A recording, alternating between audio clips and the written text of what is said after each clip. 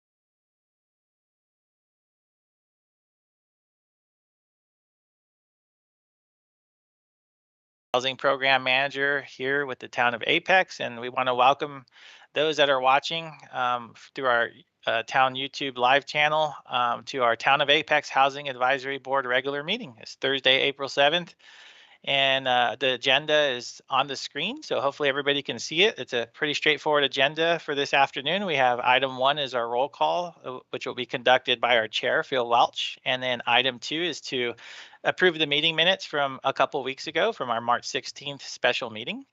And then item 3 is to circle back into our affordable housing incentive zoning policy for additional discussion. And then item 4 is, if needed, we can continue to move this item forward and schedule a special meeting for whatever we don't get through today. So our agenda is pretty straightforward. So with that said, I'll turn it over to Chair Welch to go ahead and start the meeting and conduct our roll call. Okay, welcome everyone. To those of you that I can see at least the icons for, and also to anyone that's joining online through the YouTube channel. So I'm going to go through and hold the roll call. I am obviously present. I believe that Rhett is present. Yes. Okay, that's a yes. Yes for Rhett. Val, I believe you're here. Yes. Okay, thank you. Paul, I know you're here. I am here. Okay, good. Seth. I'm here. Seth Freeman, thank you. Jacob Rogers.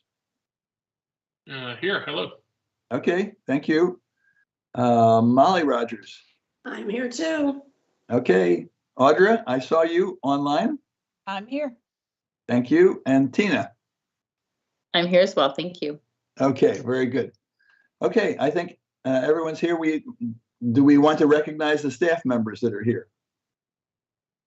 This is CJ Valenzuela, Town of Apex Housing Program Manager. And with us this afternoon, we have Diane Kinn, our Planning Director, on the call. We have Amanda Bunce, our current Planning Manager, as well on the call. And we have Shannon Cox, our Long Range Planning Manager, on the call. And it looks like, believe Linda Jones was on the call a little earlier, who is our new Diversity and Equity Inclusion Officer Director with the Town of Apex. So Okay. As far as I can see, that's who we have here as staff.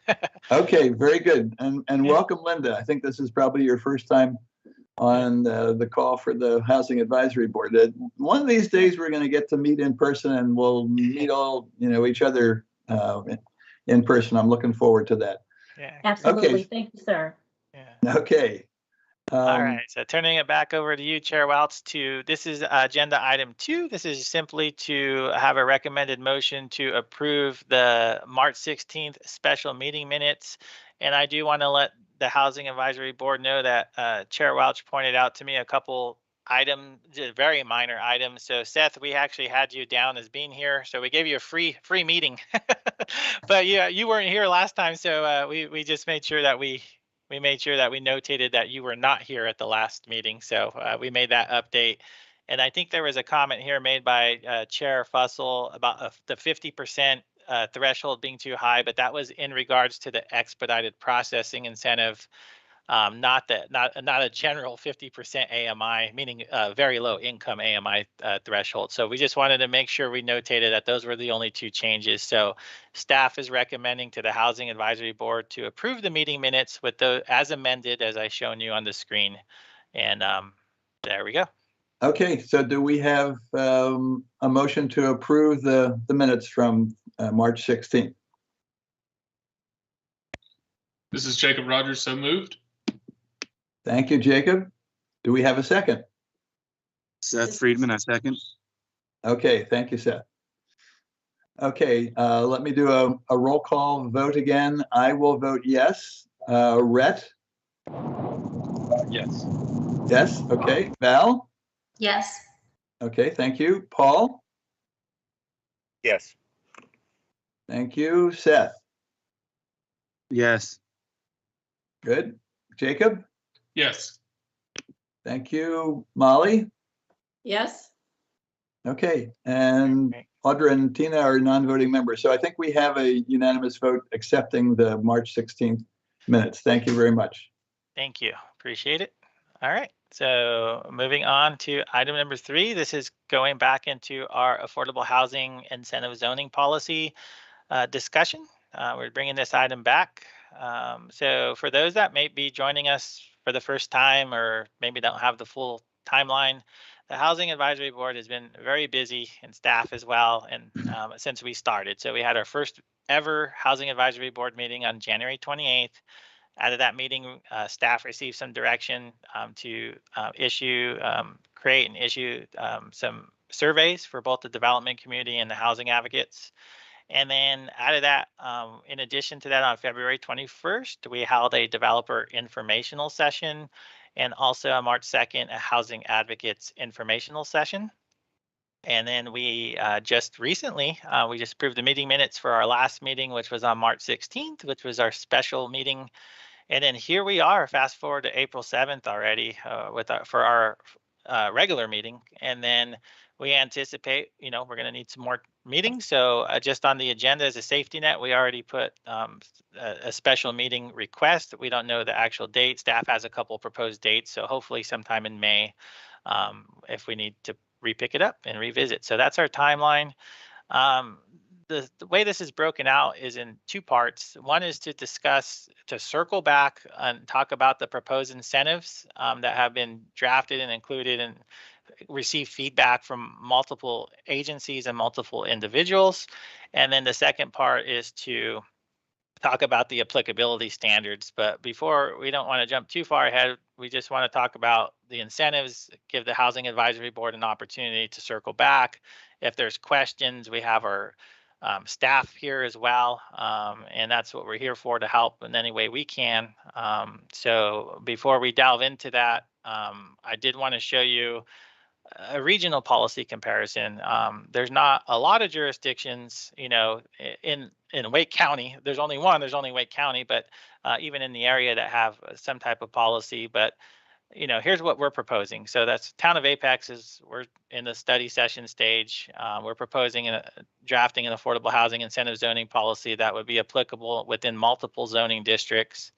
A total of 10 incentives are being proposed right now, which include higher density zoning district, our density bonus, building height, lot width, building setback, RCA or AKA open space, parking reductions, sidewalk reductions, expedited processing, and financial assistance, which could possibly come in the form of loans, grants, and fee reimbursements.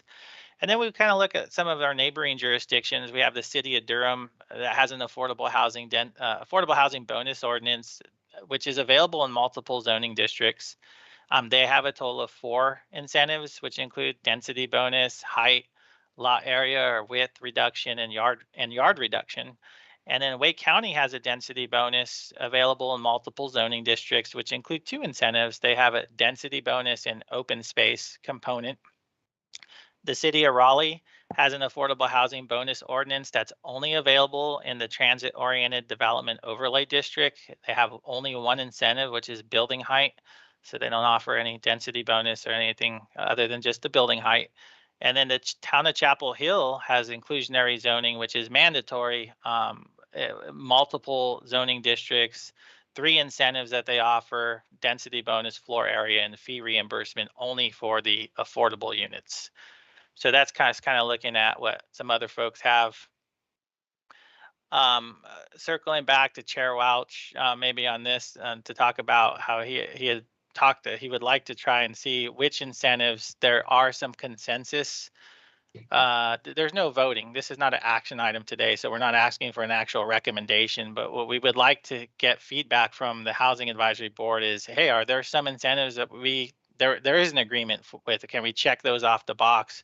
And then circle back either later on today or at another future special meeting to come back and continue to work on the balance of what is not a consensus. So this is the first proposed incentive out of the 10 for the draft policy, which is the higher density zoning district. We got feedback from the surveys. I think you've seen most of that.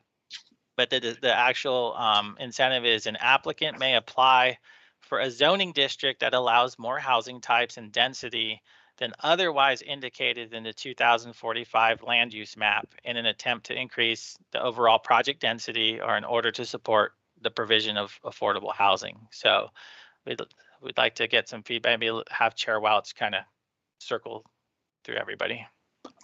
Okay, so if we want to give everyone a chance to speak, then I have my list here. Here we go. And I guess I'm gonna. This may be an order that you're not familiar with, but I'm just going to try it this way. Val, do you have any comments on this particular incentive? I like this provision. I think it might allow to, keep it timing with the demand and the market. Sometimes the developers might be seeing success in mixed developments in other areas and can use it, disregarding of the zoning that is already, allowed in a previous, in this case, in a previous map. So I like it. Okay. Paul Kane. Yeah, actually, I wanted to take a step back. I had my hand up, and I guess maybe it didn't work. I see it now, Paul. I didn't see it before. I'm sorry. Before we get into these, I wanted to take a step back and the talking about what the different municipalities are doing, and it looked like Durham probably has more incentive type items than anybody else around here. And in fact, somebody, I don't remember who now, had said that it's really kind of considered like an incentive zoning type thing in Durham. And I wonder if it hasn't been done so already, if it would be worthwhile to reach out to them to see how effective that has been. Yeah, staff actually has. We're waiting to hear back from them. I reached out to, I can't remember the director's name, along with some other key staff there. I asked them how many units have been produced to date as well, through their ordinance, and how effective it's been. And we're just waiting to hear back from them on that, on specifics to actually pretty much all these jurisdictions. We want to know what type of production they've had to date with their policies or ordinances. That would be a great bit of data to compile, especially from the so that we don't have to reinvent the wheel standpoint. Right. Yep. I'm hoping. Yeah, I do agree that that's, we need to figure out what our local municipalities are doing. But I would point out that as I look through the other jurisdictions like Durham and Raleigh and Chapel Hill, they're all a bit different than Apex in terms of size and amount of urbanization and so forth. So I think we had to take that into account when we look at how they're working in other jurisdictions. It may work in the city of Durham, but they may not be quite as effective in Apex. That's to be determined. That can be said of anything, but I still think the data would be instructive. Oh yeah, I absolutely agree. Yeah. Okay. Next is Seth. Oh, wait. So I kind of took a step back because we moved ahead before I had a chance to ask. I haven't had a chance to talk about the high density zoning yet. Sorry, I don't mean to be bogging things down. I'm just trying to make sure we can cover everything. Okay. I think it's from, there's the survey that was done, and then from most of the builders I've talked to, there's only a moderate amount of interest in this one, stating that density is not really the driving issue for most that build in Apex and in areas where you maybe have a highly restrictive building environment that really doesn't even exist in North Carolina that much. These density bonuses are a much more enticing thing. Northern Virginia was given kind of as an example to me, where people are just clamoring for any kind of land, and a density bonus is like the keys to the kingdom.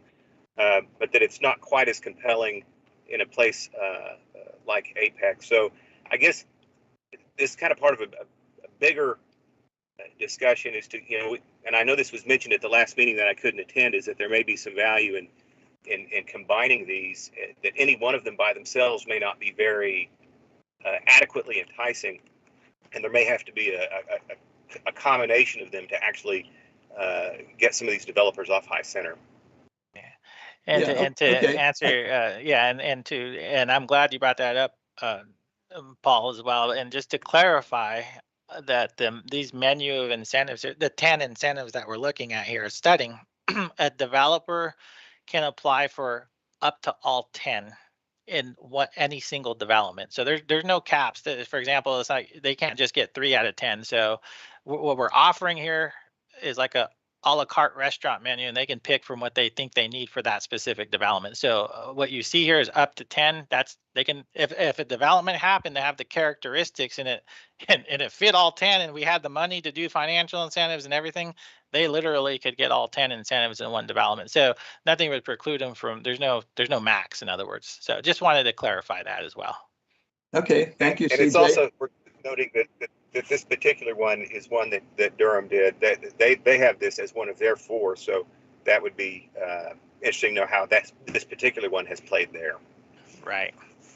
Yeah, and as soon as staff gets some of that empirical data that we requested from the jurisdictions I showed you on this other table, as soon as we have that, I'm hoping to have some of that data by the next time we have our next special meeting. But I agree, getting some of that empirical data would be helpful. So, and I do agree, Paul, with when staff had developed kind of drafting this, we thought about like, no one single incentive might be strong enough to work for a developer, knowing the economic aspect of things.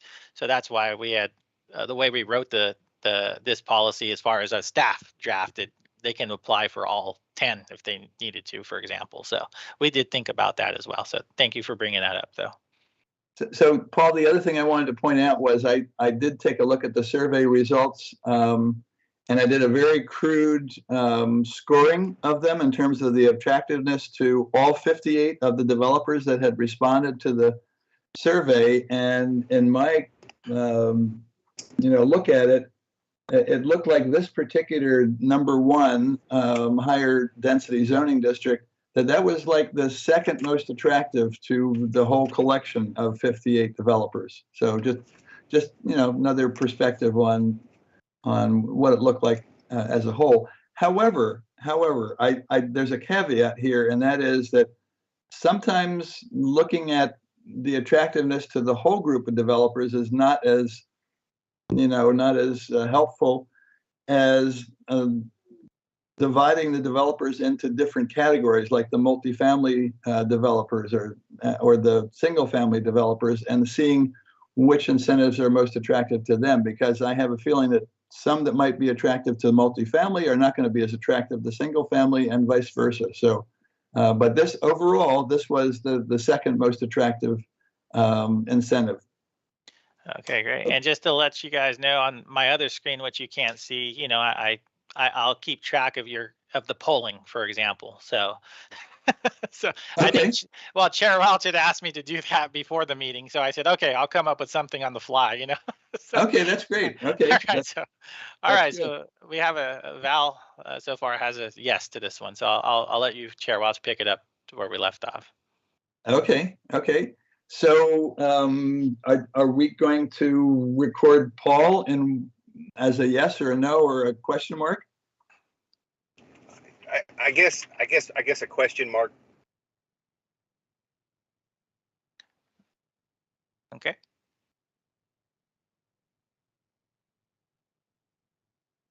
We've had and how we flesh out the details of this particular incentive. So that's fine. That this is the way we kind of figure out where our consensus is forming. Okay, so we've had Val, we've had Paul, we've had okay. So Seth, you're next on the list. Do you want to? I kind of agree with Paul in the fact that if we know we're getting empirical data in the next month or so, would it make sense to pause the vote until we know a little bit more information? So I'm sorry, could you explain where the empirical data is coming from? Is that not what I heard? They said they're getting the data from Durham? We've requested okay, from data. The other municipalities. Yeah. Okay, all right, I got you. Okay, so you, Seth, are also a question mark on this particular incentive. Correct. If we're waiting to get information back, I'd love to see if we can get it back and what it says. Okay, so let me just phrase it a little bit differently. I'm trying to move the process along here. So regardless of the information from the other jurisdictions, if we were just looking at it for Apex, do you have a lean one way or the other in terms of yes, this would be helpful, or no, this would not be helpful to developers, or I'd need to hear more details? I mean, I would lean towards yes, because I think as many incentives for developers to build affordable housing as possible would always be beneficial.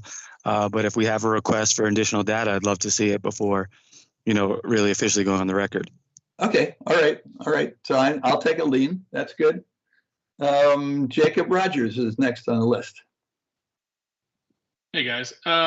One, I just texted Sarah and Young and Bo Dobrinsky in Durham to get that number. Maybe I can get it a little quicker. And I actually did reach out to the city. I'm the chair of the Durham's Board of Adjustment and pretty involved in other things there.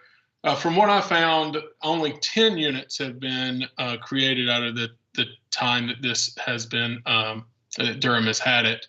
And, and I think it's only been taken advantage of one time. That was one time. So out of over a decade that they've had it, I don't know if it's really been used. I think there's some things that could be tweaked, going and kind of saying if I'm for, a density bonus, I guess I am in the ways that, given that it needs to be a generous density bonus to actually yield units. I don't, if it's small or not, it may not work. So I'm yes, if I guess. Okay, so it depends, and you're kind of in the same camp as and the reason why I say that is because I'm really looking at this as we could all say, yeah, this is a great idea, but at the end of the day, I'm most interested in getting some units on the ground rather than just talking about what could work. So I mean, I'd like to be saying, like, yes, this is something that can actually work, whatever that number may be. Or so it's yes if the number is generous and that we want to make it a priority. Okay. So it sounds like you're kind of in the question mark, to be determined, it depends category at this point. And that's fine. I mean, that's all right. Okay, I see Tina has her hand up. I do. Thank you, Phil. Okay. I just want to caution Mr. Rogers and other members of the team that I appreciate that you may have connections where you can just place a text and get an answer.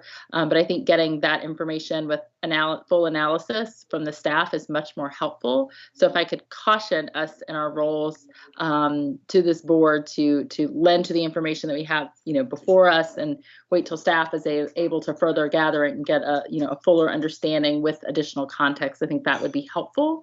So just wanted to please put that on the floor for folks.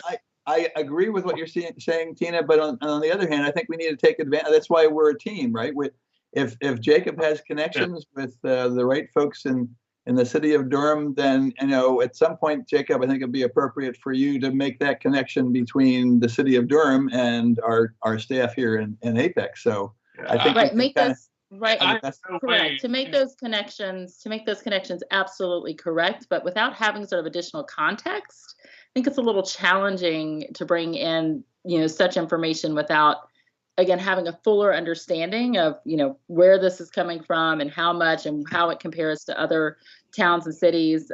Durham is, not Apex, and, there are other places. I think having just additional context for everyone on the board, I guess, yes, we are all bringing our various levels of expertise, but I think the fuller context is also incredibly helpful.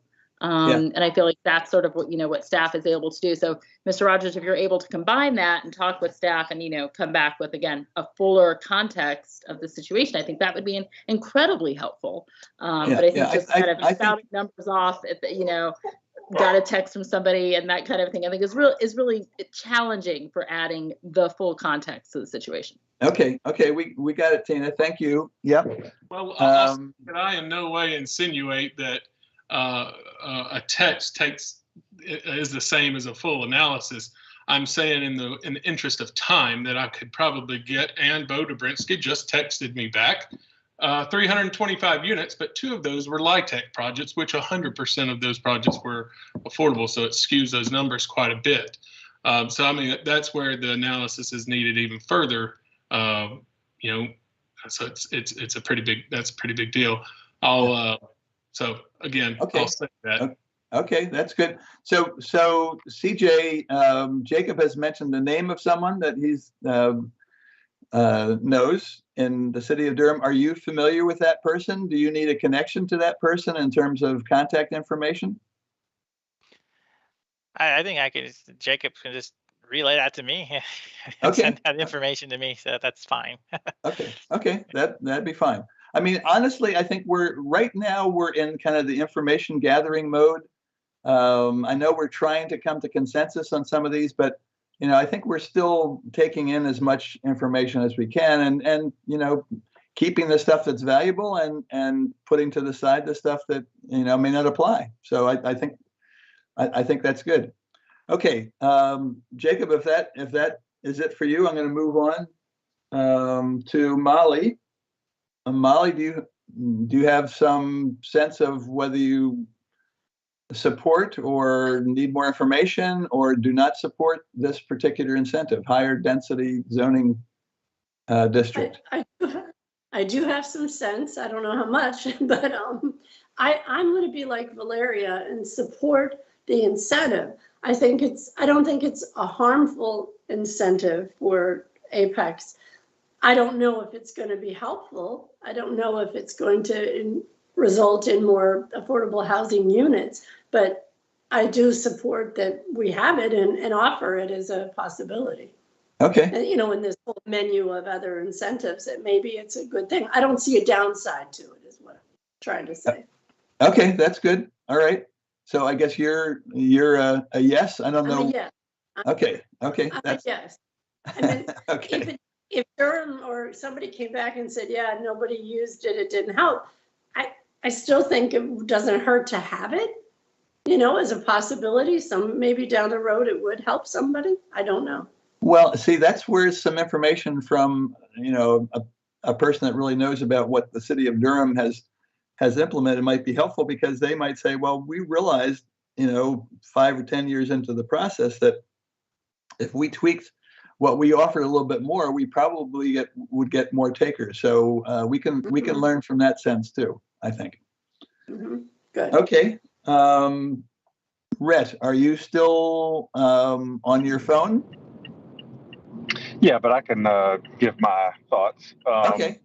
So I agree that I don't think it hurts to have this as an incentive. I'm not convinced that it will provide, the benefit that is there, unless, like Jacob, I agree, unless there is enough of an incentive to encourage that density bonus. So for purposes of your vote right now, I'm a yes if the option is strong enough to encourage the bonus. Okay. All right. That's fair enough. And, I'm trying to think if there's anything more that I can contribute to this. I think I'm probably about where Rhett and some of the others are.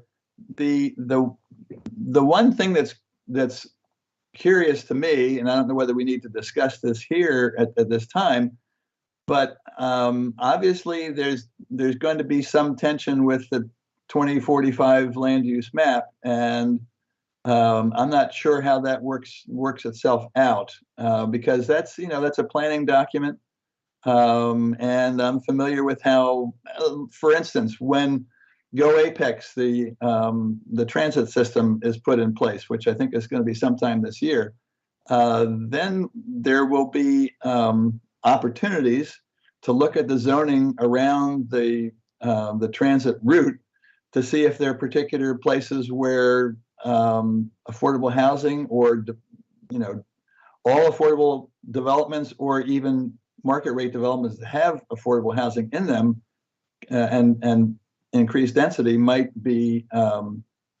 placed on the land use map because of the transit connection.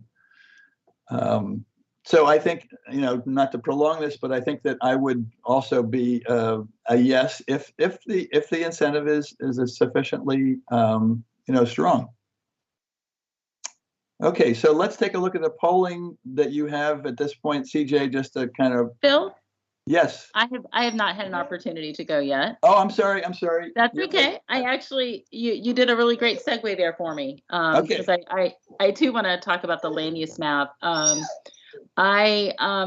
very torn about this, and I think I'm probably going to feel this way about a lot of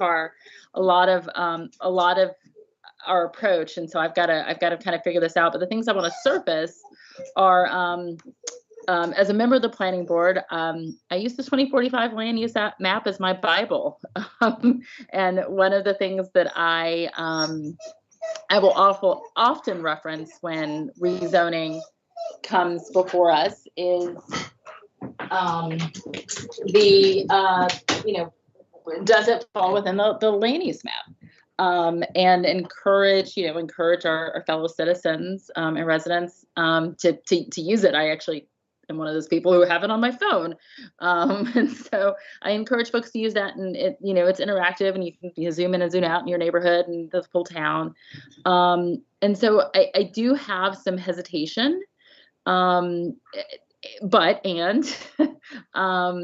I think that, sort of going back to sort of where I feel like the consensus is lying, if it is going to create an incentive to bring in more affordable housing, I see that as a community good, and so would be more inclined.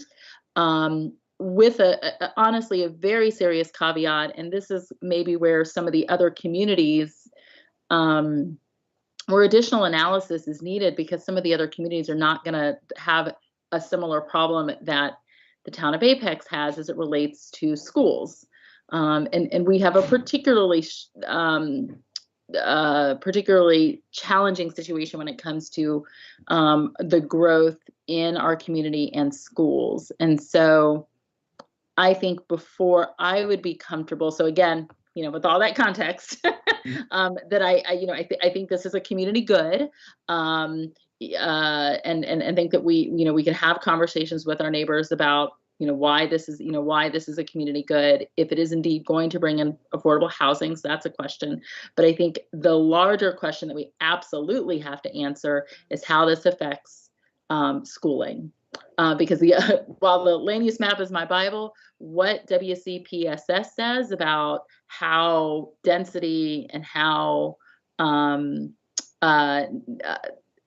increasing density is going to affect access to schools is a real problem in our community. And so I think I would want some additional information on that, because we are absolutely going to have to strike a balance, because we could have all of the affordable housing that we want, and then if we don't have the capacity to place have access for those families who are joining our community to have access to schools, that's a real problem. So I think I need to have more information on how this is going to impact schools, and I think that needs to absolutely be part of the consideration. And I think maybe even a consideration, just sort of as we are looking at all of the incentives moving forward.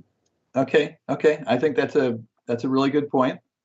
And so in terms of your inclination at this point in time, you mentioned a community good and so forth. Are you leaning towards a yes on this, depending on what the impact is on schools? I would lean towards a yes with a fuller, again, we're going to get some analysis on, how this is working in other communities, but I think also a fuller analysis of how this would impact our schools. Okay. Yes. So lean with a yes. Okay, so Audra, I know I need to give you a chance to speak as well. So I'm gonna turn this over to you at this time. Thank you, Phil. So I do have some concerns about the land use map, just as Tina stated. However, I think this is something used within reason within the land use map. So if we're in an area that is considered low density and someone's trying to bring in a high density development with this, that would be a bit of a problem. But if we're talking about something that is already like a medium high density, and someone's trying to create an affordable housing rental program with development that may be high density apartments and things like that, that's within reason. So it's something that I think that would be beneficial, but it's also like, where is this going to be? So along our transportation corridors, this makes a whole lot of sense. If we're talking higher density residential and rental properties, I think that this makes a lot of sense. But if we're talking, an area that is lower to medium density, this would definitely have to be a negotiation process. And so I think it couldn't hurt to have this. But again, some of the same issues that Tina brought up, schools, we need to make sure that the capacity is there. And I know we have heard previously from some other developers and some people with Wake County that, rental properties and like apartments and things like that tend to be a little bit less inclined to have a lot of families in place, because we're looking at single family homes and more townhomes and things like that, as a place where we tend to have a lot of families, children that are going to be going to school. Mhm. So, I take that into account. And I will say that in my discussions over the years with different developers, this is something that was brought up as something that they would like to see. And I cannot remember exactly who I was talking to at the time, but I do know it's something that has been brought up multiple times to me in the discussions that I've had with developers. Okay. So one of the things that I'm thinking is that, since I've looked through the developer comments through all the incentives, is that there definitely seems to be a tendency to say, we're interested in these incentives, but if it extends the amount of time it takes to approve a project, then we would need to take that into account too. So I think that speaks exactly to, what would need to be done in this particular incentive to expedite whatever analysis would need to be done about, what the impact would be on the 2045 land use map, so that it doesn't end up being something that's really great in terms of increased density, but it also means it takes 6 months to a year longer to, work through the process, if you will. So, okay. Thank you, Audra, and thank you, Tina, for your input. So now I can ask my question again to, okay, so CJ, is that you putting in the note to this incentive? No, I'm just showing you incentive number 2. I'm just going right down the list because it's. Oh, okay. Yeah. Okay. Well, okay, I see what you're saying. We've cycled through, the first one. So. Okay. So could we just take a look at where we stand in the polling for number 1?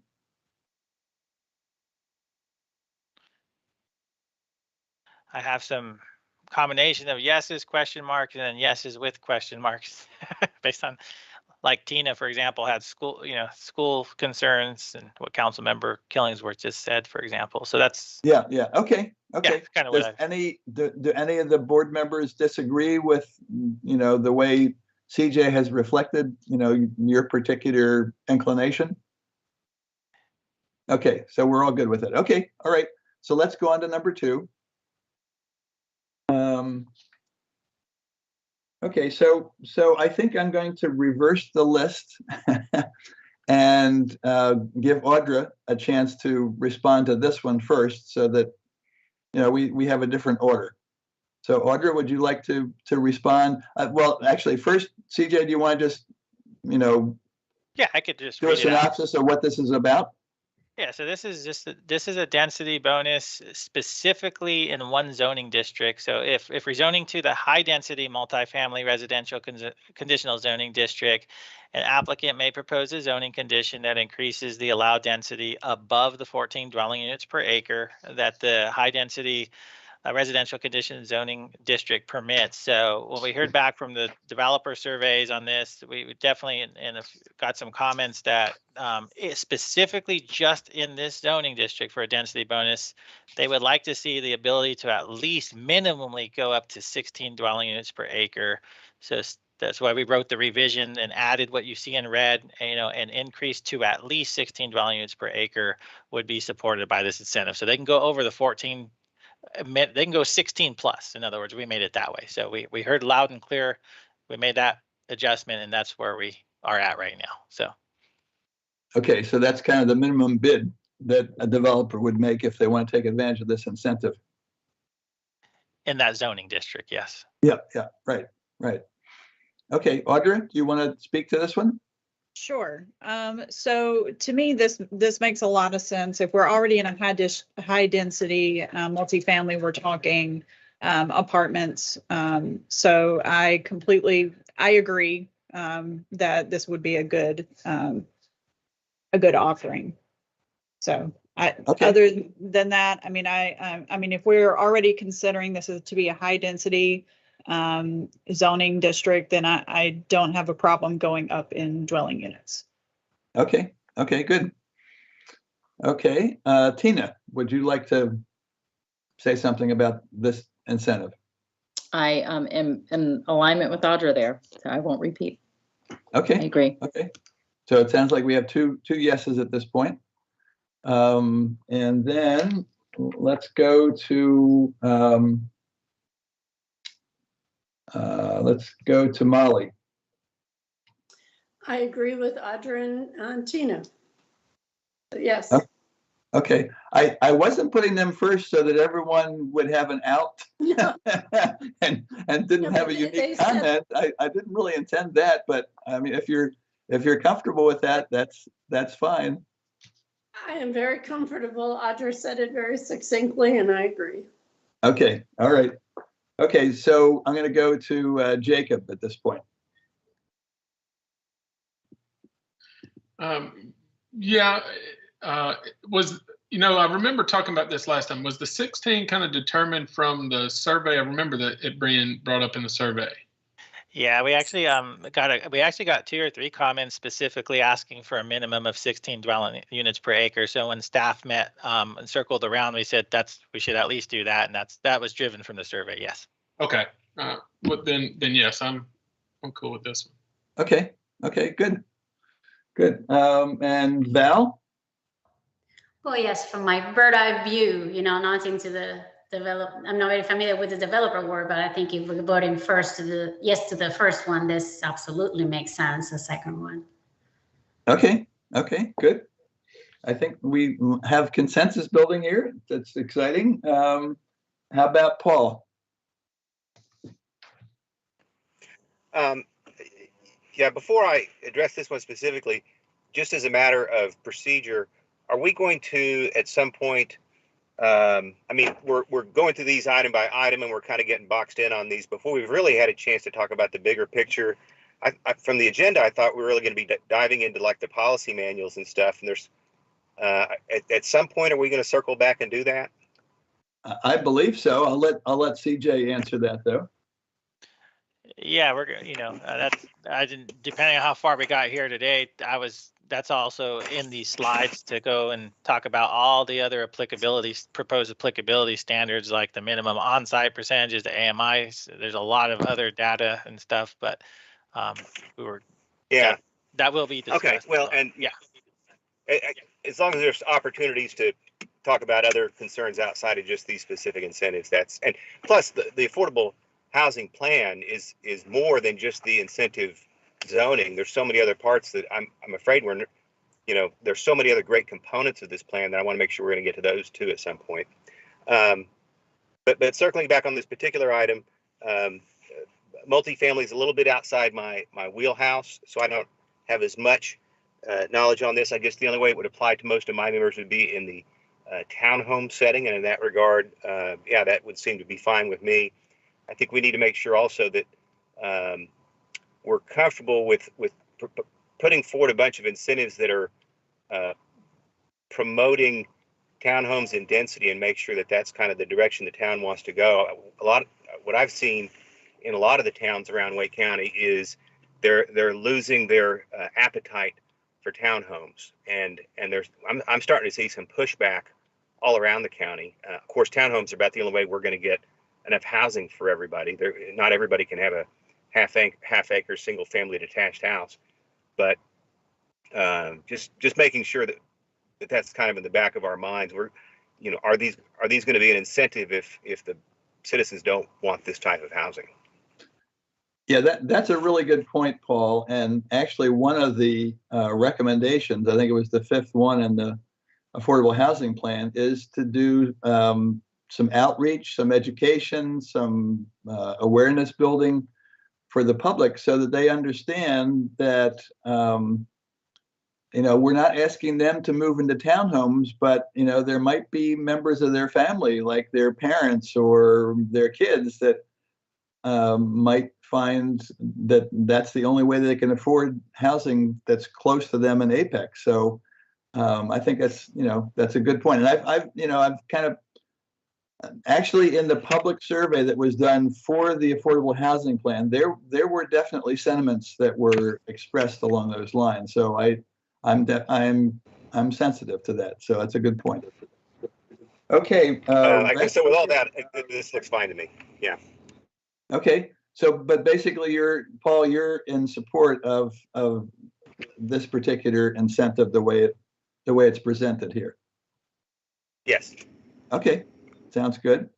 I'm going to turn to my vice chair, Rhett, and see if he would like to add to the conversation here. I will just say that I am in support of this one. I think it makes sense. I will also, so that's my official vote.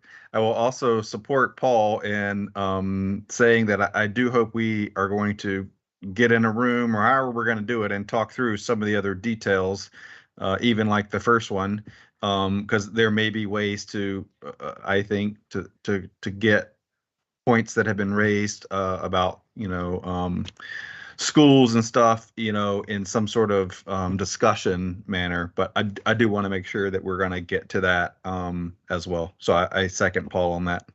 Okay, that sounds good. Okay, so I think that makes me last. I think the school issue is another one that needs to be considered here, where we are raising the density of particular developments, and that's, if it's multifamily, maybe the extra number of kids is a little less impactful, but I would kind of defer to the planners in something like that to tell us, like in multifamily, like in townhome developments, how many children, school-age children, are in the units that are, this doesn't say actually whether it's rental or owned homes in this case, and I don't know whether that makes any difference. But I think, CJ, I think it would be helpful if the staff could provide some kind of background, and not just for the board here, but also in terms of educating the public in terms of what the impact really is. Because I've heard in other cases where people will say we don't want townhomes because it generates too many children, and when you really look at it, it doesn't generate as many children as single family homes. So you have to be careful there. Okay, so I would be a yes for this as well, at least at this point in time. So I think Tina has her hand up, by the way, Chair Welch. Oh, okay, Tina. Thank you, CJ. Tina? No, you didn't. But I wanted to address your concern about the schools. I guess staff can probably add again more context. But I know that when proposals come before planning board and town council, that the Wake County does do an analysis based on what is proposed and what the density looks like. And so I think in my head, I'm envisioning what that, that there would be that sort of that level of information available to, for this sort of density conversation. So. Okay. Yeah, I think that makes sense. Okay. So this one sounds like it has a bit more consensus to it than the first one. So that's good. Okay. The third incentive is increase maximum building height. And honestly, when I look through the survey results, the developer survey results, this was clearly the least popular, least attractive incentive. And I don't mean to bias us here, but I'm just saying maybe we don't need to spend a whole lot of time on this one. But let's just go through and see what people's reactions are. Okay, so I'm kind of going to do what we did before. I'm going to start with Seth and see Seth, what are your reactions to this particular incentive for a builder? I'm just reviewing it real quick. Okay. Okay, yeah, actually, CJ, do you want to just kind of give the synopsis first?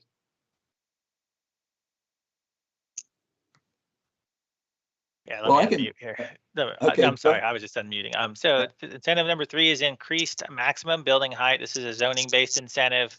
An adjustment to the development standard to increase allowable building height in any conditional zoning district without the need to rezone to planned unit development conditional zoning district.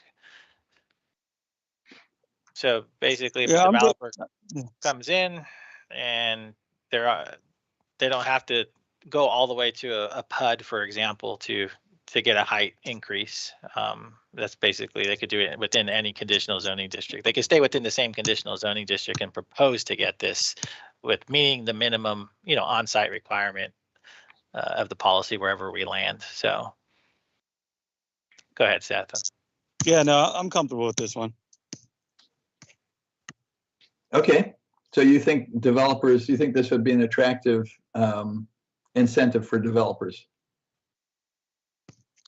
Yeah, I believe so. Okay, all right, that's good. Okay, Rhett, do you have an opinion on this one? I don't really have an opinion on this one. I don't think most developers are going to care, but I probably don't care either way. I mean, I think is my. I don't think it's going to matter. I don't think, based on the surveys, that didn't look like to me that it was something that they really cared about. It was not a limit that they were bumping up against in developments and Apex, is what you're saying, I guess. Yeah. Okay. So is that a question mark, or is that a no, it probably doesn't make sense? I'd probably say no. Okay, all right. That's fine. And then back to Paul Kane. I'm a no on this just because I'm kind of ambivalent to it, and I think if in general, I'm always in favor of releasing restrictions and ideas and so forth. But if the idea behind this is that it's to be an incentive and that it's to entice, I don't think it's going to move the needle. So in that regard, I'm going to have to say no. Okay, all right, that's fine. Okay, thank you. Okay, Val, what do you think about this one?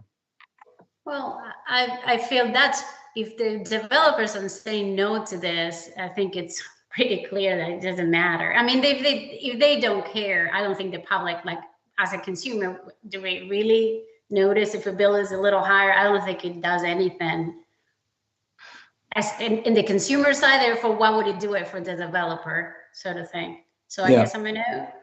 Yeah. Okay, that's fine. Actually, one of the points that was made by one of the developers in their comments was the problem is, the neighborhood opposition. And when you start talking about 3 and 4 story buildings, and that tends to bring people out in opposition. So that's another thing that can cause a longer approval time frame. So, okay. So Phil, this is Tina. I'm actually intrigued by all of the no's, I will say. Again, sitting on the planning board, this actually come before us several times where developers have wanted to do this. And again, neighbor opposition. But I think that I would be in favor of this based on that alone. So I think I'm a little taken aback hearing from developers that this would actually be a no, because considering that developers have outright asked for it before the planning board, I would be in favor of it. And I think if it were an incentive that was if it was a proposed incentive that we used, I think it would probably be utilized, just again, based on my experience on the planning board. So I think, when it comes to neighbor opposition, I think, around all of these incentives, there's going to be, have to be some education and conversation to have with neighbors and the community at large.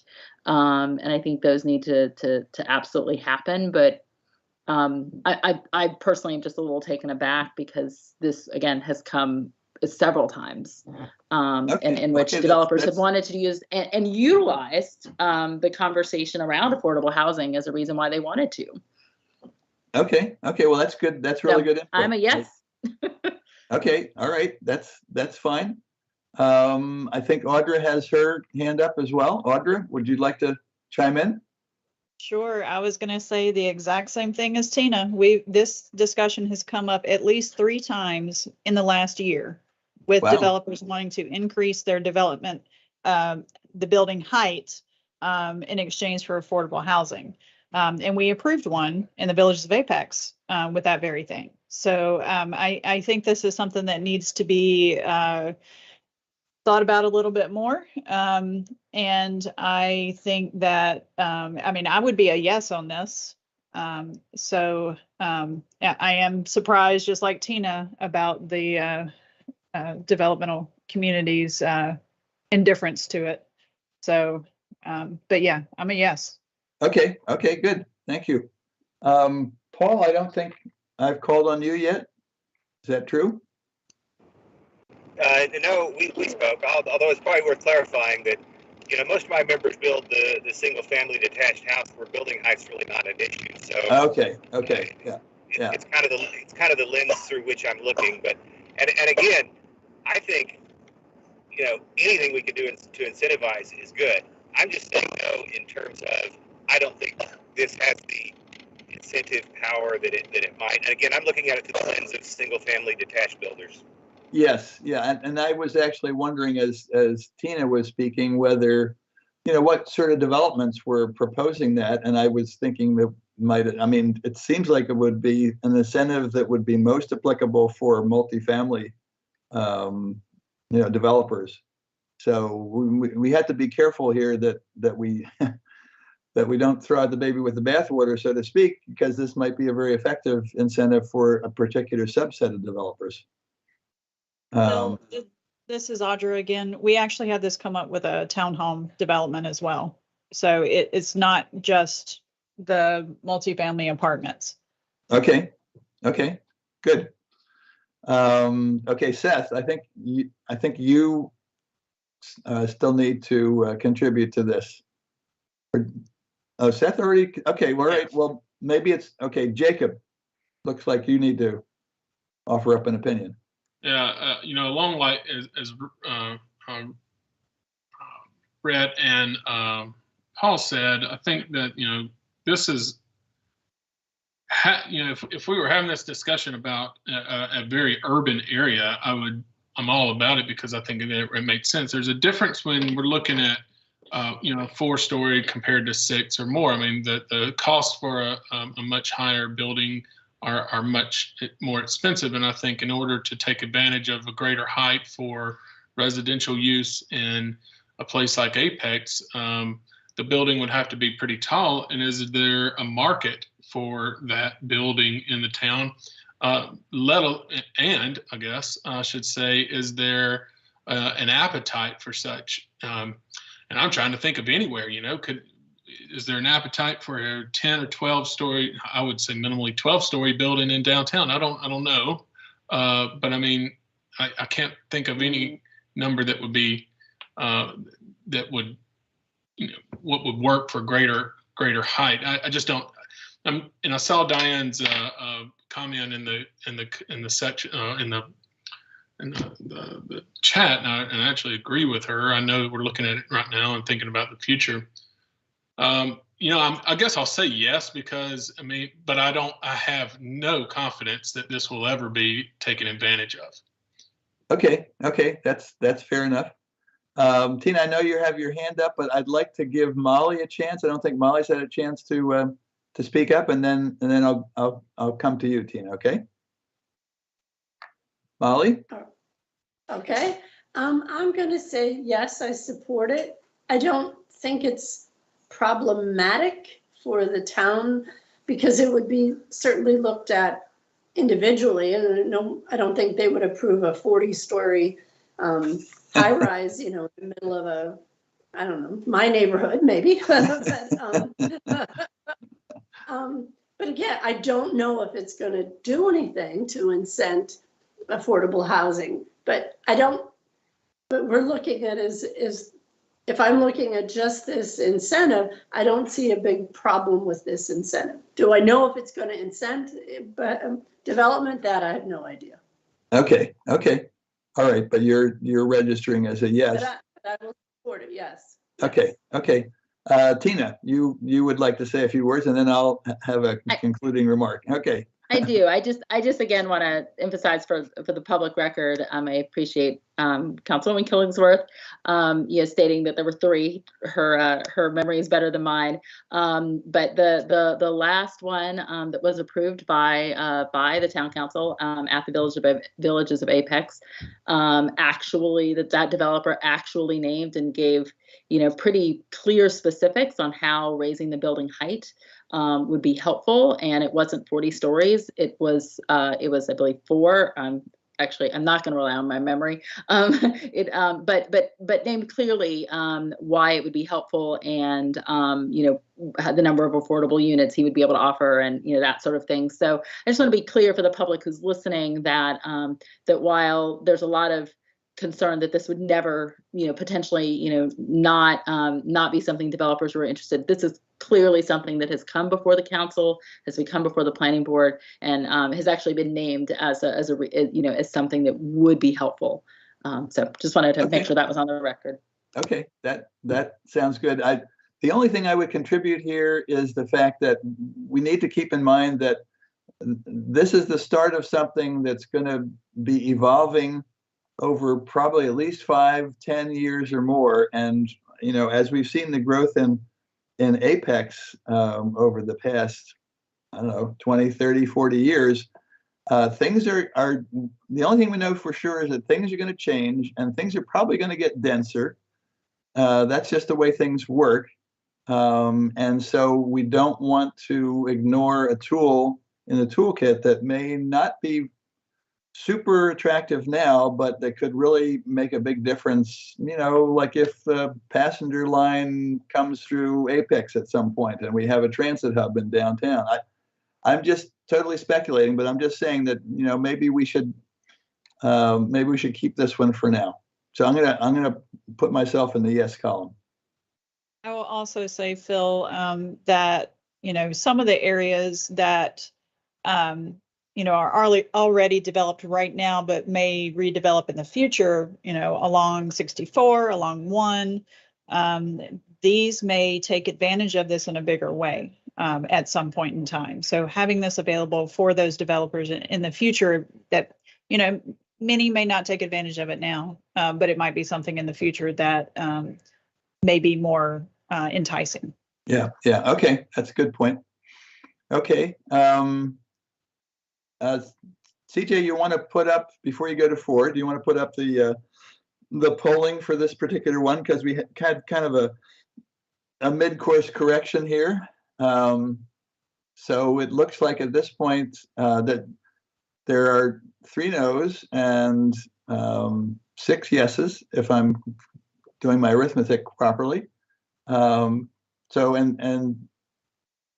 That's, well, Rhett, you can't see. You're listed as 1 no, Val is listed as a no, and Paul is listed as a no, and that's fine. If I'm trying to see if we can reach some consensus here, but if we can't, that's fine. So everyone's okay with these? I mean, I know, Rhett, you can't see the others, but you are listed as a no at this point. Okay, so let's move on. So the 4th one, CJ, do you want to talk about the 4th one here? Phil, Looks like Rhett and Val. Rhett, you have your hand up. Sorry. Sorry, Phil. So I actually can see now. I'm actually in a place where I'm logged on from my computer now. Oh, great. I did want to say thanks to Audra and Tina. That is additional information that I think is helpful to the conversation. And my decision to say no was based on primarily what we got back from the feedback from the survey, which was right. It doesn't matter, right? And so I think the information that has been supplemented, obviously does matter. In my case, would make me probably say yes, given that it has been a recent discussion. And also, I understand Diane's point. That is a great point.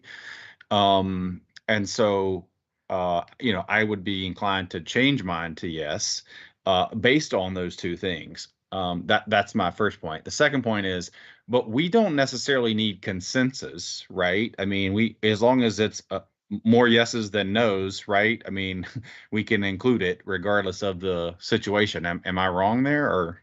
Well, yes, that's true. Okay. And I mean, you're right. That's a good point, that as we flesh out the details of some of these incentives, some people's opinions may change. But I guess we're just trying to figure out where we stand in terms of a common understanding or consensus building here. So, Gotcha. but that's a good point. Okay, so I see a couple hands up. I see Val. I think your hand was up first.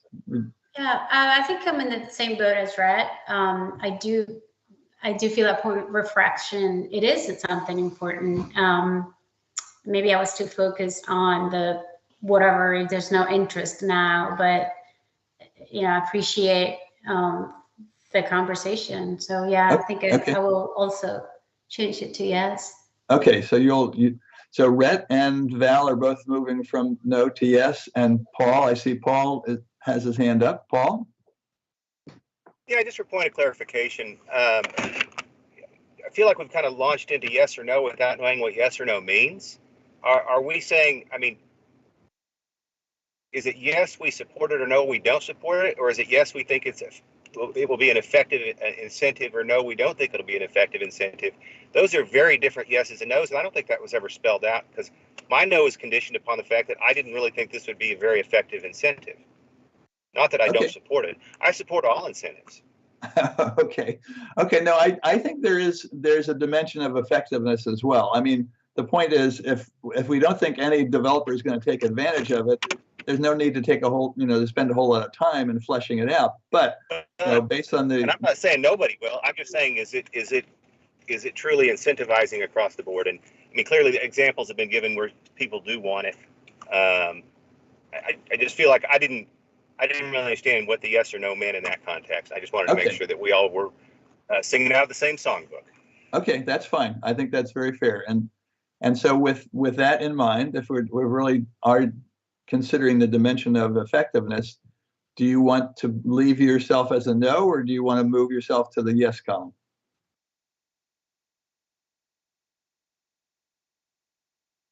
And that's addressed to Paul.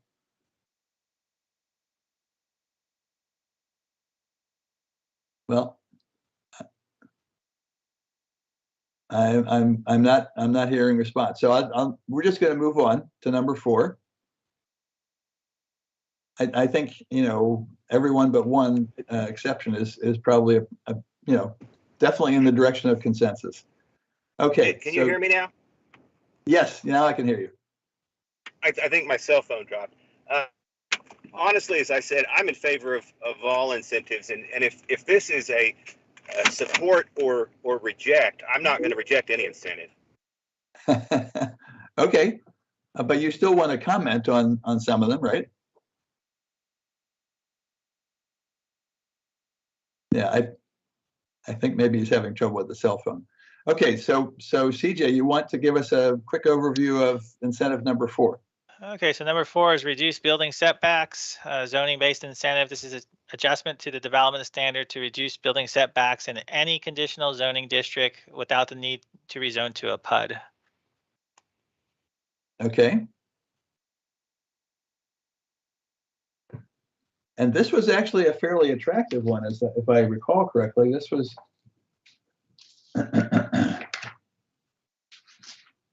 this was one of the top 3, I think. Yeah, this is one of the top 3 from the developers that responded to the survey. And Audra has her hand up, unless that's left over from before. Go ahead, Audra. No, I had just a clarification. So I wanted to clarify that, to me, yes and no in this situation would mean, is there a possibility of a developer being able to take advantage of these incentives in order to provide affordable housing? Okay. To me, that is what a yes, no means. So if there is a possibility of this benefiting a developer and they provide built affordable housing because of it, to me, it's a yes. Okay, so that means that it's an effective incentive in terms of producing units of affordable housing, basically. Yeah. Okay, that's good clarification. Okay, so. But that also means now or in the future. Yes, that's okay. Got it. Right. So Audra, now that you're on the screen here, would you like to comment on, instead of number 4, the reduced building setbacks? I'm a yes on this. To me, this is a no-brainer. Okay, good. Okay, Tina, I'm going to give you a chance to speak on this one.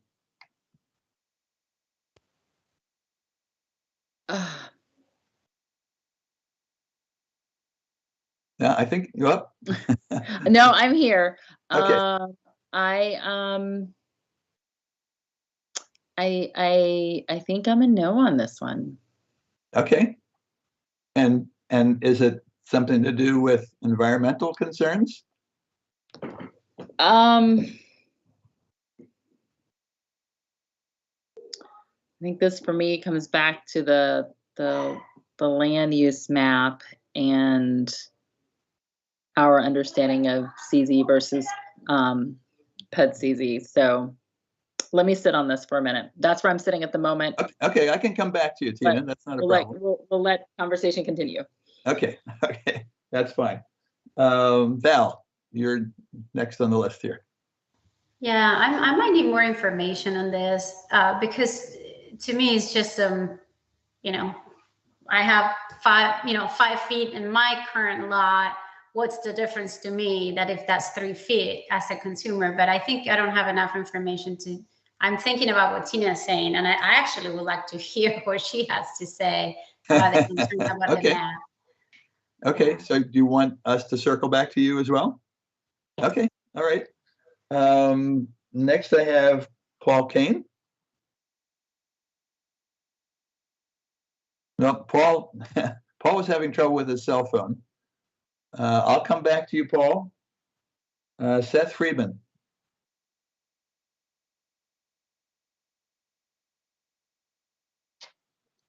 Yeah, I'm good with this one. Okay, so that's a yes. Thank you. Jacob. Hey, I'm with Audra on this one. This is very much of a no-brainer. And I'll also mention that there are items like this and eliminating parking minimums that are, I mentioned in the meeting before, that are just some common sense approaches that many jurisdictions, not just in the Triangle, but across the country, are eliminating anyway to help with affordability and missing middle housing and such. Mm-hmm. That I could talk about. So this is, again, a no-brainer. Of course, I support this. Well, that's actually a good point, because I mean, there is a difference between reducing building setbacks and eliminating building setbacks. So I didn't mean eliminating setbacks. I mean, I said eliminating parking minimums. But no, if I did say eliminating setbacks, I was mistaken, or I misspoke. But no, certainly reducing them, of course. Okay, that's a good clarification. Okay, Molly, what are your thoughts on reduced setbacks? I would support it as well. I mean, especially if it's already would be approved if it was in a PUD, but if this can be doing something without a PUD, then I don't see a big difference then. So yes, I support it. Okay, so I see a comment from a PUD, so yes, I see a comment from Diane that building code has minimum setbacks for fire code reasons. So we definitely need to take that into account. So I guess that's a comment going along with eliminating setbacks. You probably could not do that for fire code reasons. Diane, do you want to say anything more about that? I don't really need to, but I would just say that that's why you often see in PUDs where they reduce down to 3 feet between the property line and a single family home. That's because of building code.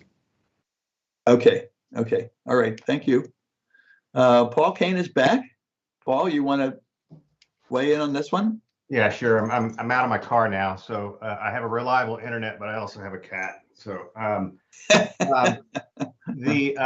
yeah, as you know, as I read this, this isn't really getting into the meat and potatoes of how and when building setbacks can be reduced. It's really just saying that it can be done without the necessity to rezone it to a PUD. I mean, so in that regard, I think it sounds fine. Okay, okay, that's a good point. Okay, let's see. Rhett, have you had a chance to chime in? Nope, but I agree with what Paul just said. That was sort of my same comment. Okay. So I'm a yes. Okay, okay, good. I'm going to circle back to Tina and see if she has come to a conclusion. Yeah, I do have some concerns, and I'm not overall in favor, but in an effort to reach consensus, I will go with the group and say yes. I do have some concerns over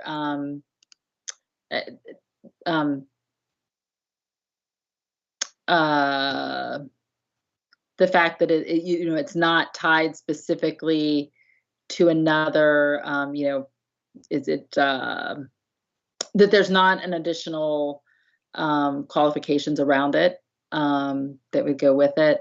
And so, but I think that could be addressed in other settings. So okay, so well, yeah. we can register you as a yes with a question mark.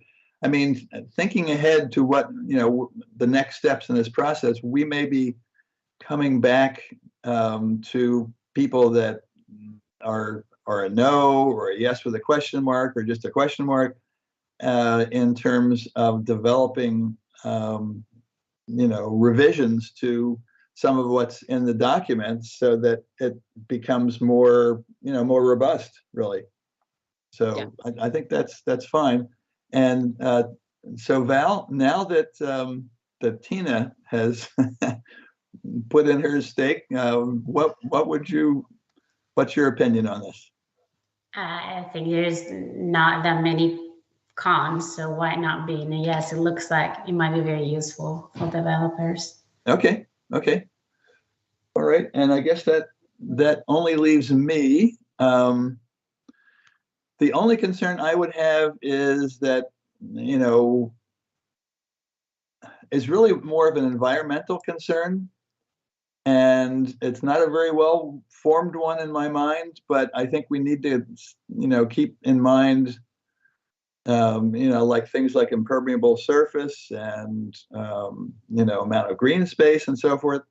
So I think we want to make sure that Apex continues to be a very attractive community, and we don't end up destroying a lot of trees or green space or things like that in doing this. I just try to think, what are the ways that this could backfire, and those are, I will say yes, but with a question mark that it needs to be done in a very environmentally friendly way. Okay, so I think we can go on to 5. 5 is to incentive 5 is to reduce lot widths. This is very similar to the prior 2 adjustment to the development standard to reduce required lot widths in any conditional zoning district without the need to rezone to a PUD. Okay, so I'm going to go back to starting with Seth. Do you have an opinion on this, Seth? No real opinion on this one. I'll go with the group. well, you're the first off, so you get to define what direction we go in first.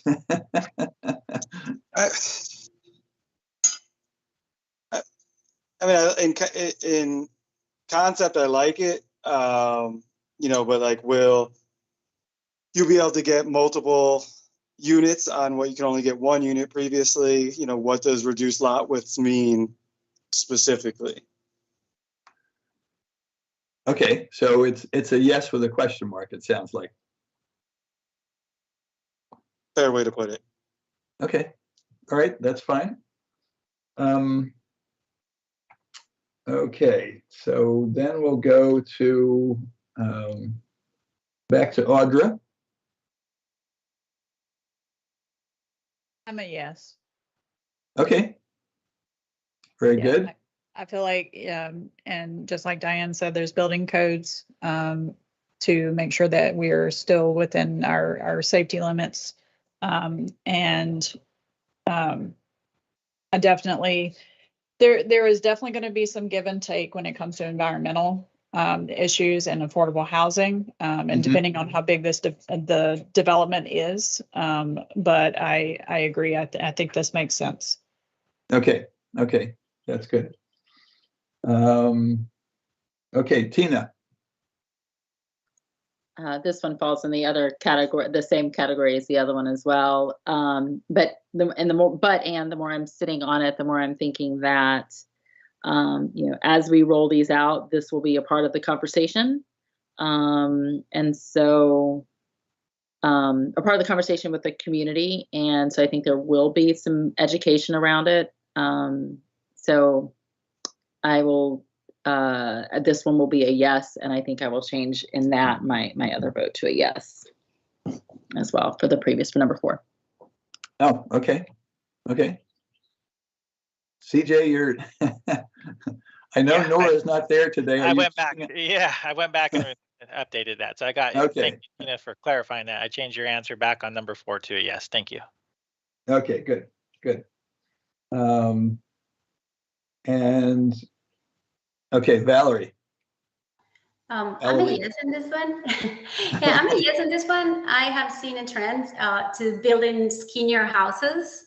So I think it could be something attractive for the developers because they are seeing, you know, people getting into these houses which are narrower. I don't know if you all have seen the narrow houses that Raleigh is building in Durham. And so, yeah, so I'm a yes. You see some precedent in the area for this. Yeah, definitely. Yeah, okay, that's good.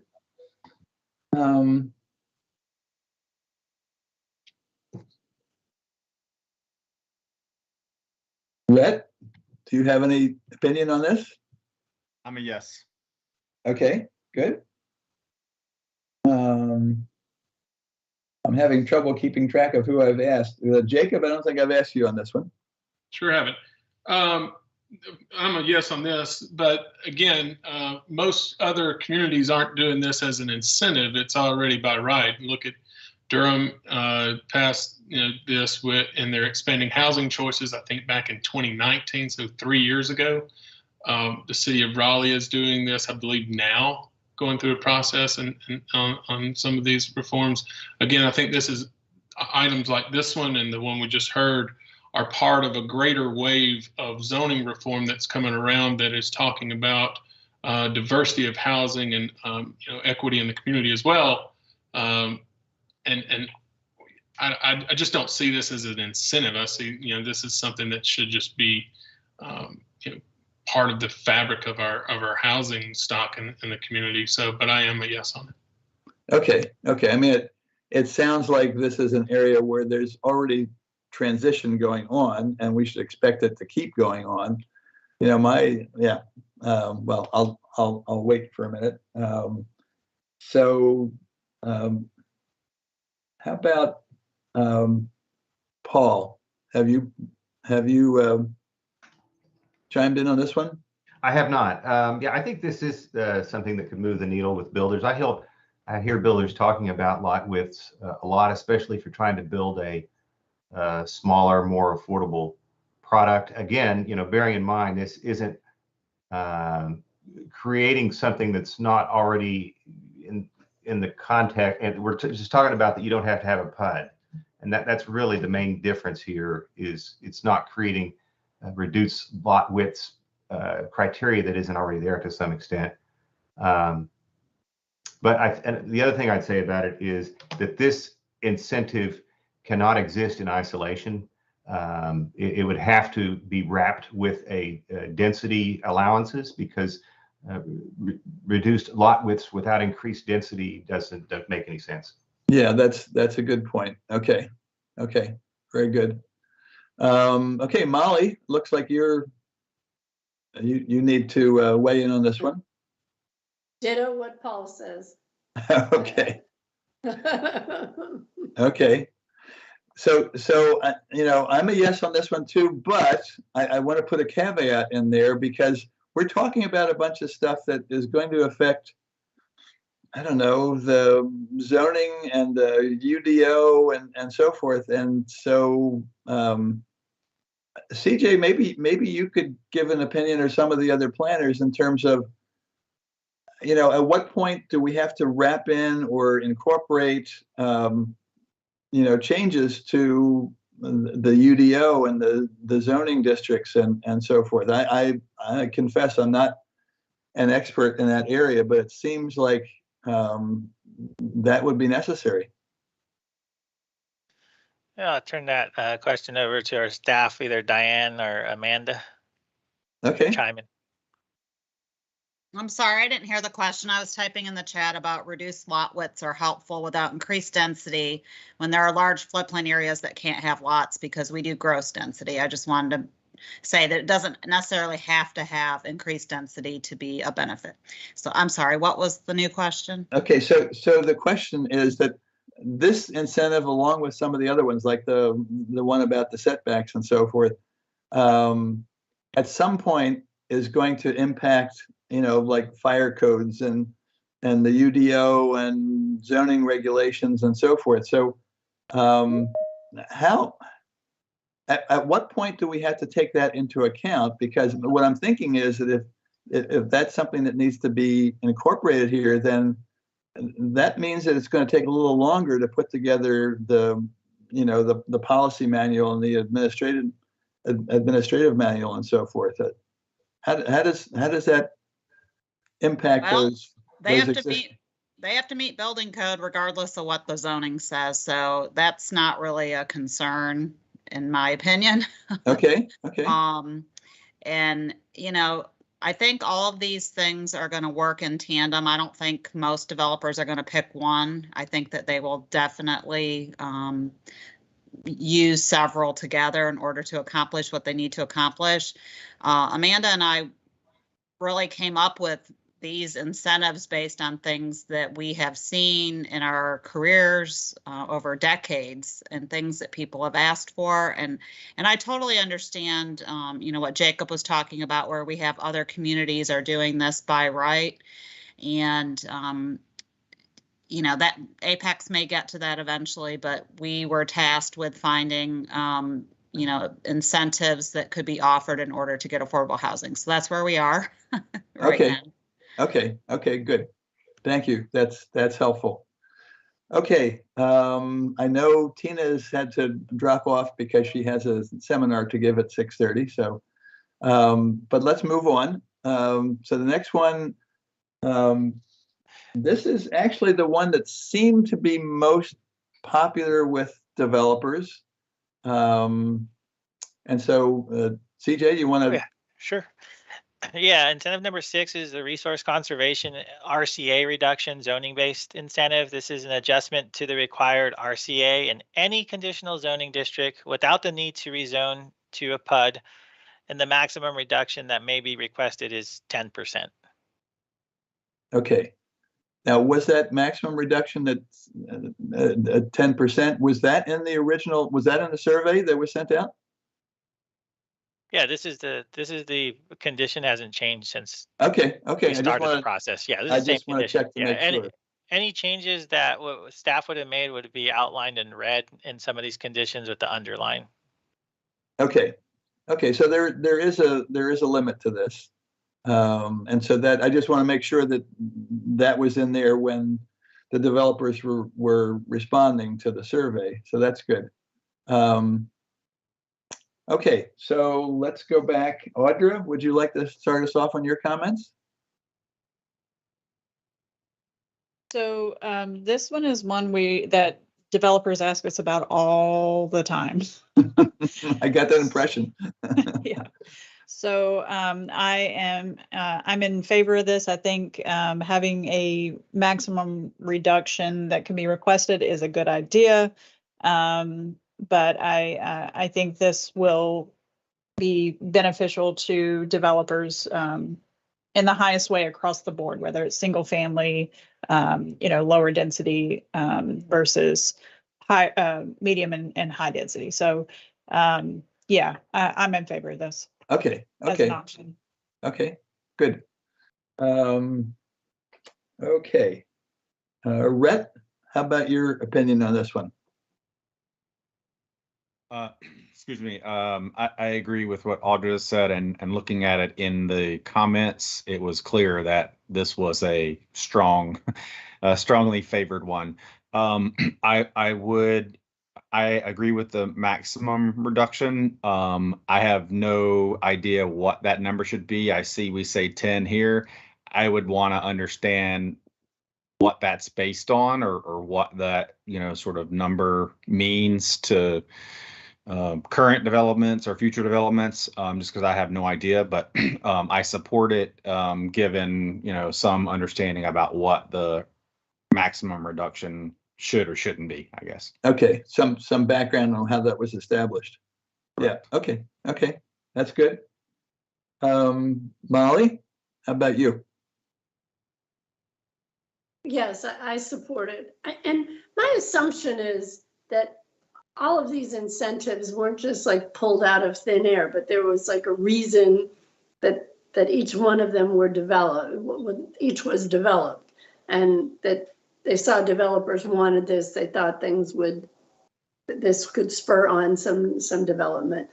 And with that, I would support all of them unless there is a reason that CJ tells me that these were just pulled out of thin air. But my assumption is these were developed for Apex and because of things that we're seeing. So. Yeah, and I think Diane just said that she and Amanda basically put these together from interactions. When I heard that, especially, I said, yeah, I would support all of these. I have no reason not to. Okay, all right, that's fair enough. Jacob, anything to add?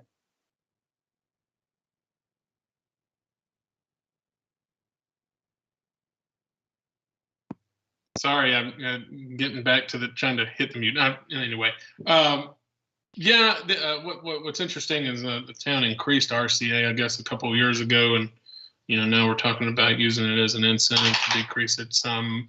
All for it. I think this is where we could actually make a difference too.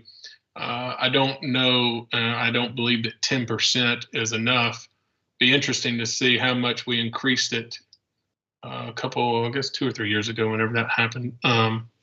Maybe 4 years ago now. It's like concept of time is a little different now. I don't believe that 10% is quite enough. But I do love the idea of this. I think it could be effective. So you're a yes, it's directionally going in the right direction. Okay. Okay, Seth?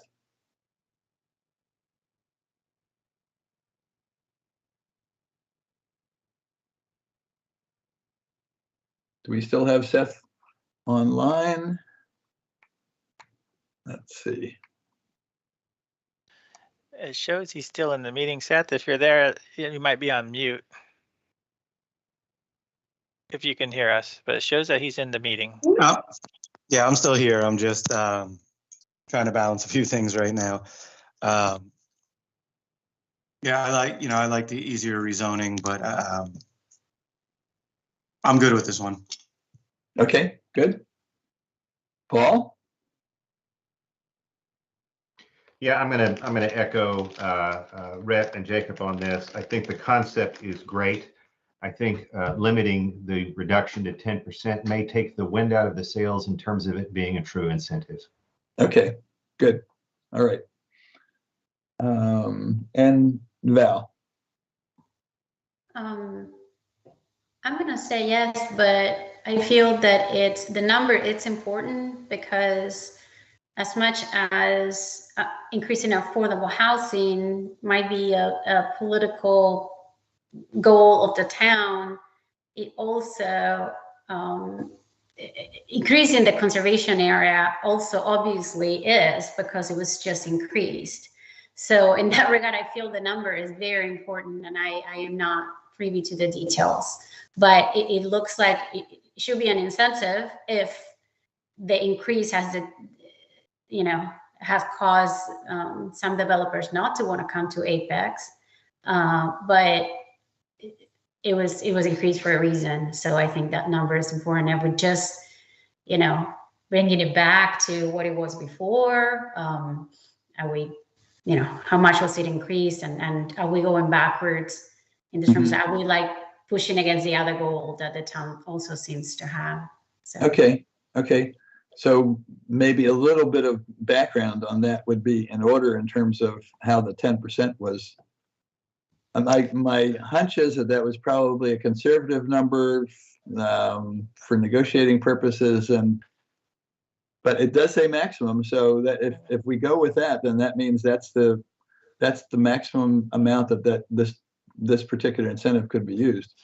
And Phil, this is CJ. I was going to say, Diane clarified that for you, Chair Welch, and the rest of the Housing Advisory Board, about the 10% reduction. So if you just look in the chat, she's got the background there. Yeah. Okay. That's good. Yeah. Okay. That's good background. Thanks, Diane. Okay. So, I think given the reaction of the developers to this one, my opinion would be yes on this as well. It sounds like it could be an effective incentive, maybe not for all developers, but for enough that it would make sense. So I would say yes. Now, did I miss anybody?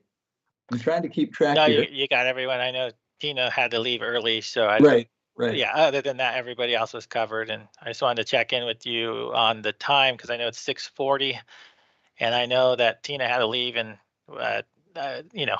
we still have to. I didn't expect us to get through everything today, and that's why we had item number 4 on the agenda. If we need to continue to schedule a special meeting, so I didn't know if you wanted to.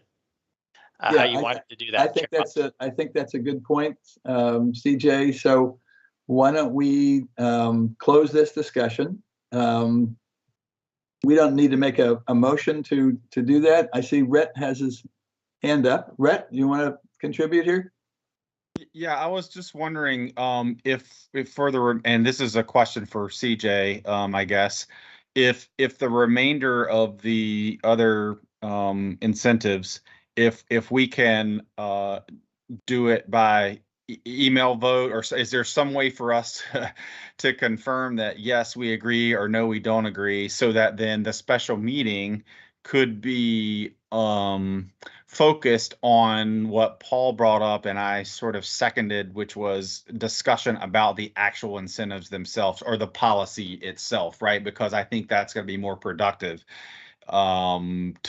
to do that part if we're going to have a special meeting. So I don't know if that's actually allowed, I guess is my first question, is can we do the rest of these by some sort of you could, yes, I checked with the town clerk. You guys can do it by electronic vote, so I could send it out we could send something out like a poll or something, just like what you've seen electronically, if that's how you want to do it. But we're almost there. I mean, we got through 6, so it may not take too much time to start these at the start of the special meeting, because there's only a couple more left, so okay, so that way it's up to you, the Housing Advisory Board. It looks like Council Killingsworth has her hand up too.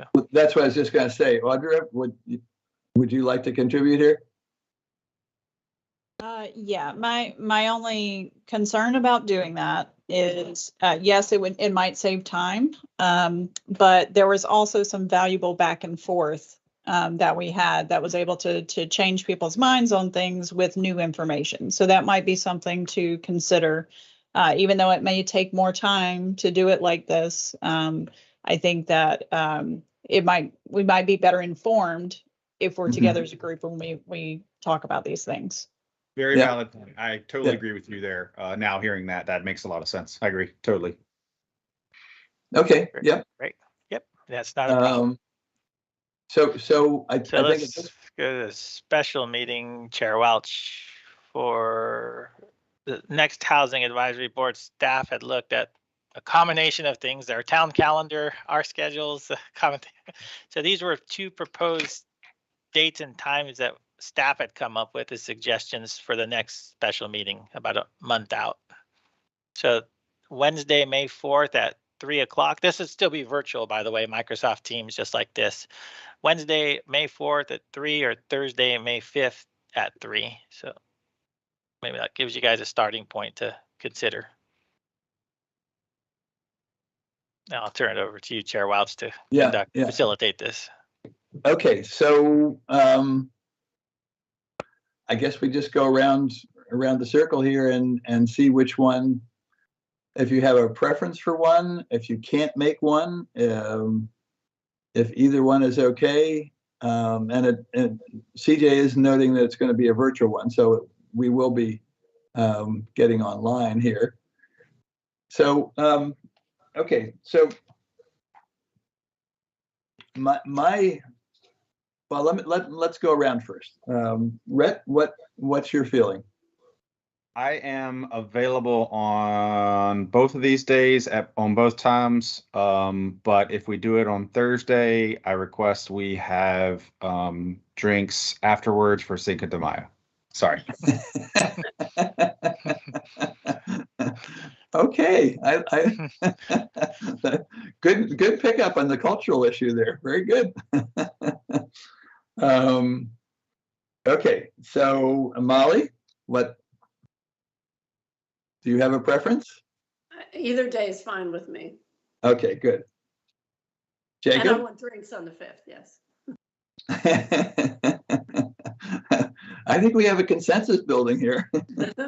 I prefer the Thursday date, but I can make the Wednesday work. Okay, good. So now we have a preference for Thursday. That's fine. Seth, do you have a preference? I'm good either way, but I do prefer the 3 o'clock time.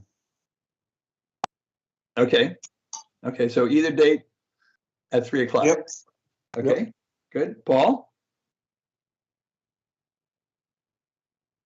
I'm good for both those date and times, and I like the way Rhett thinks. Okay, Val? I can make either one. Okay. And Audra? In order to make these, I have to take PTO off from my job. So, okay, because it's within the business hours. Yes. Yeah. Okay, so what would a different time on either of those dates be better for you? On Wednesdays and Thursdays, I'm available earlier in the morning, like 8 to 10. My work day starts about 10:30 on these days and goes until 6:30, depending on whether it's Wednesday or Thursday. Okay. Okay. So it's the days that are not quite as good. So okay.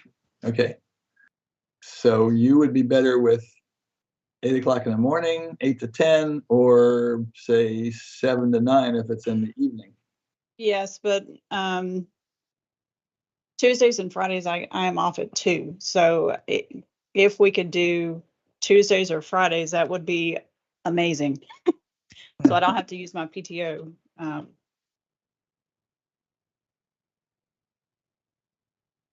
Okay, yeah. So at this point, we would lose Audra if we picked either of these dates and times, which would be a shame. Or we could do it early in the morning or later on in the evening. Or we could move to CJ. You looked at the calendar. What did Tuesday the 3rd look like for you? Yeah, let me I am looking. This is a. I I just- feel like I this is our just- first meeting again where we spend an hour talking about schedule. Probably can do that again. I hope not. It's possible. It's definitely possible. Well, it's really up to the housing. I mean, staff will make ourselves available based on what your direction is. So if you want to go to a Friday to accommodate, the situation, I mean, we're far enough out on my end as staff, but it's not, we follow your lead. So. Okay. Okay. So and I know some people have said in the past that Fridays are not that popular with them, especially if we're talking about 5 to 7. I see Jacob shaking his head. Okay.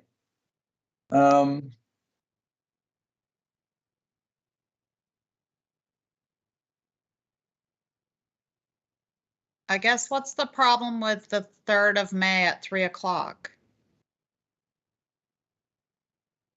That's a Tuesday at Right. 3 o'clock. Yeah.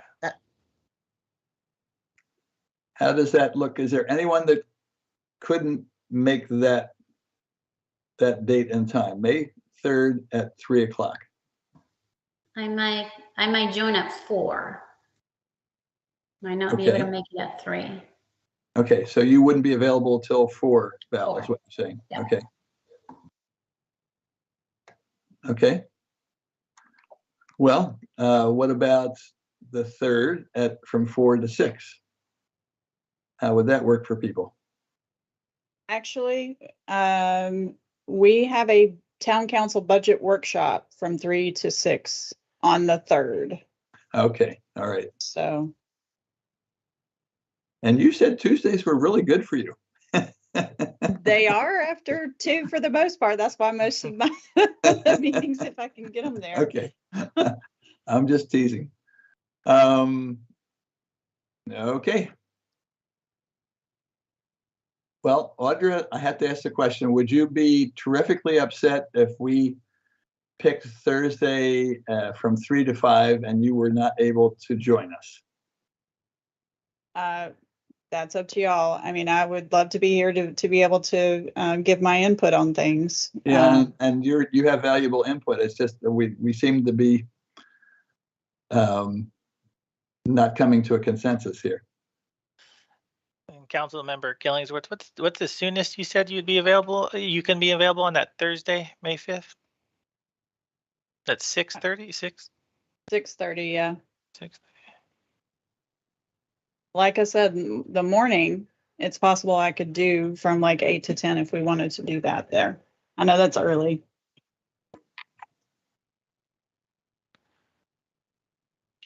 Yeah, unfortunately, I couldn't make that because I have an appointment, a medical appointment at that time.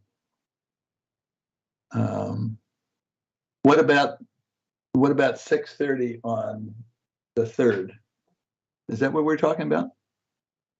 Yes, we're talking about Thursday, May 5th. I'm sorry, 6:30 on the 4th or the 5th? We're talking about Thursday, May 5th. Right, okay, Thursday, May 5th so that would be 6:30 to 8:30. Is there anyone that would not be able to make that?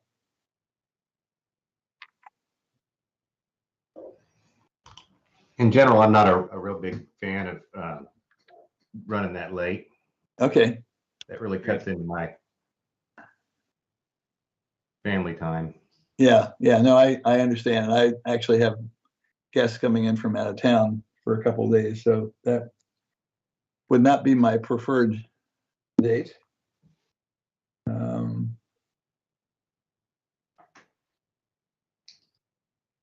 So I'd rather meet early in the morning than in the evening, frankly.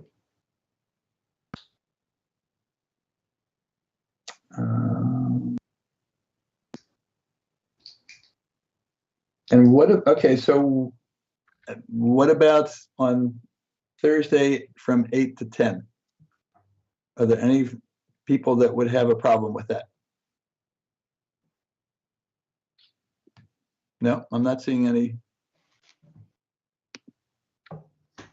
CJ, would that work for you?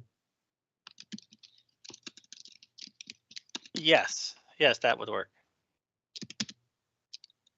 Anyone else? Jacob, is that okay for you? Okay. Val? I think I saw you shaking your head. Audra is okay with it. Paul? Yeah, I guess since it's morning, maybe we should have mimosas instead of margaritas, as Red was suggesting. Now you're really getting into the weeds here. I was trying to type in the chat, Paul, but you beat me to it. So. Okay. So Okay. sounds like we have a consensus. So can make a Rhett, recommendation. you're okay with that? Rhett Yes, I'm looks like fine with he's that. good. Okay. Okay. All right. Well, unless someone has a problem with that, then we're going to settle on that for. So it's Thursday, May 5th from 8 to 10 is going to be our special meeting. Thank y'all for being accommodating. I know my No, schedule is weird. Well, so. if we can do it, we'll do it. So